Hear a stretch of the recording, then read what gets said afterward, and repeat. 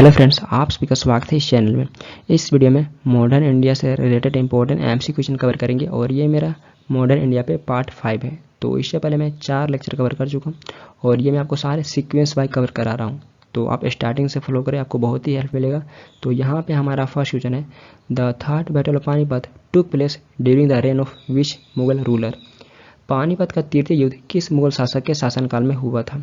तो यहाँ पे आपको बताना the third battle of Panipat ये किस मुगल के शासनकाल में हुआ था? तो ऑप्शन सी द आंसर है शाह आलम द्वितीय। शाह आलम द्वितीय के शासनकाल में थर्ड बैटल ऑफ पानीपत हुआ था। और शाह आलम द्वितीय का शासनकाल देखें तो इसका शासन 1759 से 1806 तक था। तो इसके शासनकाल में थर्ड बैटल ऑफ पानीपत 1761 में हुआ था।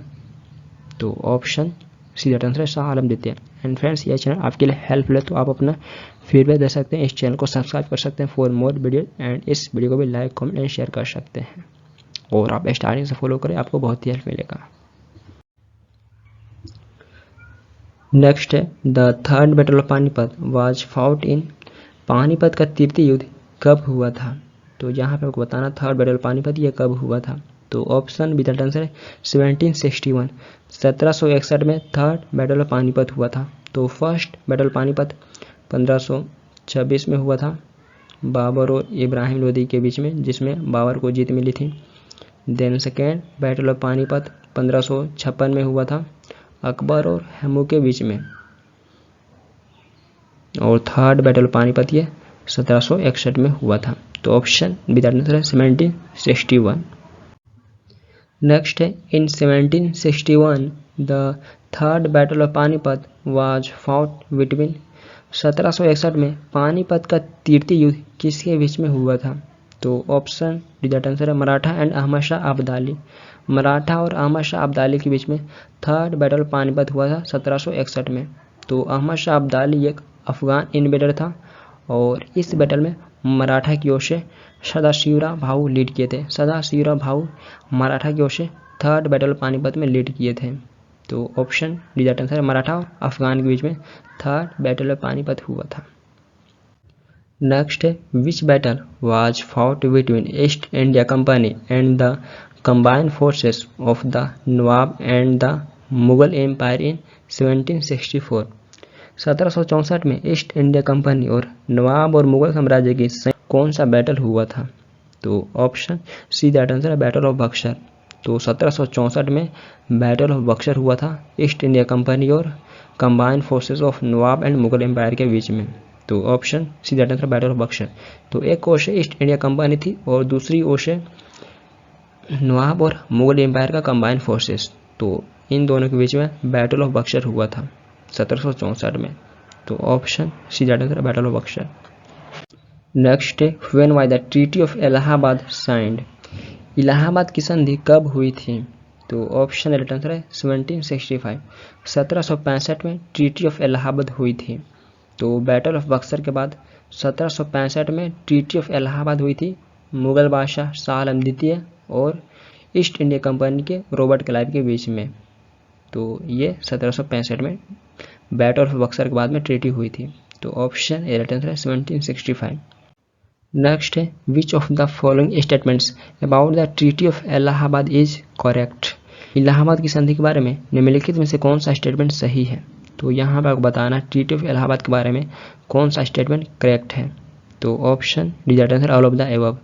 तो ये ट्रीटी 1765 में साइन किया गया था, तो करेक्ट है। द नेक्स्ट है, शाह आलम द्वितीय रॉबर्ट क्लाइव को बंगाल, बिहार और उड़ीसा का दीवान प्रदान किया था, तो ये भी स्टेटमेंट करेक्ट है। द नेक्स्ट है, शाह आलम द्वितीय 1765 से 1772 तक इलाहाबाद में रहा था ब्रिटिश के संरक्षण के अंडर में, तो ये भी स्टेटमेंट सही है। तो option D the answer all of the above. Next है, which Mughal ruler was also known as Ali Gauhar. किस मुगल शासक को अली गौहर के नाम से भी जाना जाता था? तो ऑप्शन ए राइट आंसर है शाह आलम सेकेंड। शाह आलम द्वितीय को अली गौहर के नाम से भी जाना जाता था। तो ऑप्शन ए राइट आंसर है शाह आलम द्वितीय।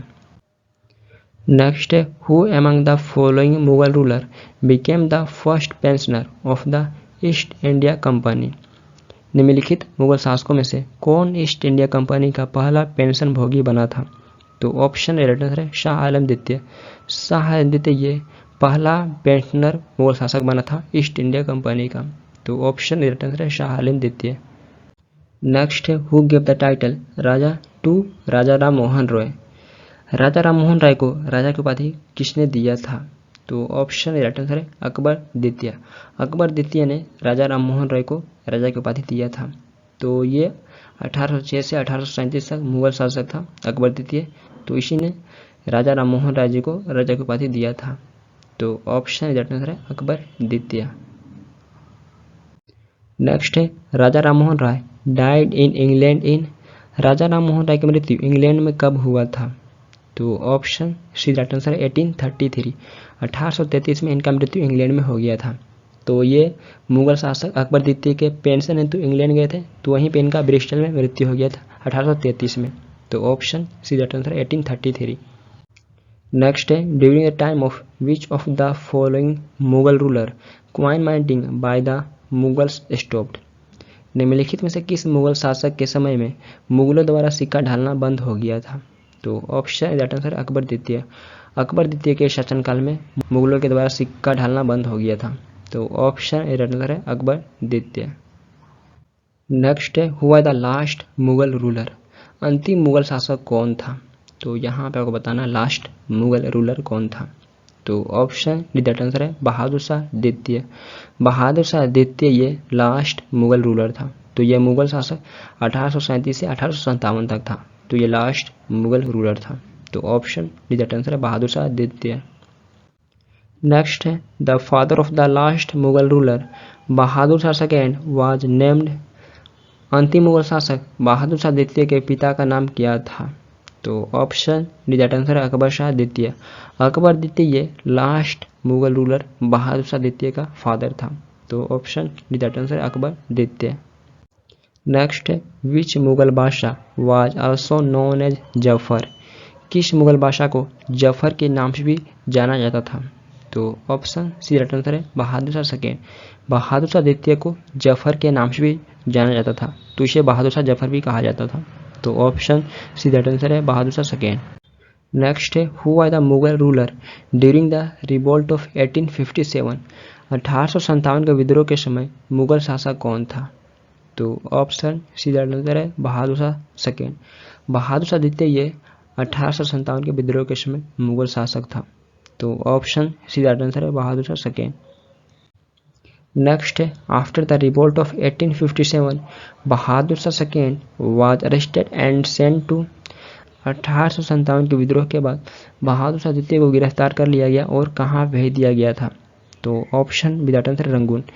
तो रंगून ये म्यांमार में स्थित है, तो यहाँ पे इसे गिरफ्तार करके भेज दिया गया था। तो ऑप्शन राइट आंसर है रंगून।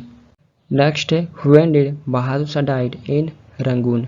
रंगून में बहादुर शाह का मृत्यु कब हो गया था? तो ऑप्शन राइट आंसर है 1862। 1862 में बहादुर शाह द्वितीय का रंगून में मृत्यु हो गया था। तो ऑप्शन राइट आंसर है 1862। नेक्स्ट है who was considered as their emperor by the rebels of revolt of 1857। 1857 के विद्रोह के विद्रोहियों द्वारा किसे अपना सम्राट बनाया गया था? तो ऑप्शन सी राइट आंसर है बहादुर शाह द्वितीय। बहादुर शाह द्वितीय को 1857 के विद्रोहियों द्वारा अपना सम्राट बनाया गया था। तो ऑप्शन सी राइट आंसर है बहादुर शाह द्वितीय।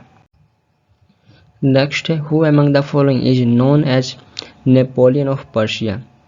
निम्नलिखित में से किसे नेपोलियन ऑफ पर्शिया के नाम से जाना जाता है? तो ऑप्शन बी राइट आंसर है नादिर शाह। नादिर शाह को नेपोलियन ऑफ पर्शिया के नाम से जाना जाता है। तो ऑप्शन बी राइट आंसर है नादिर शाह।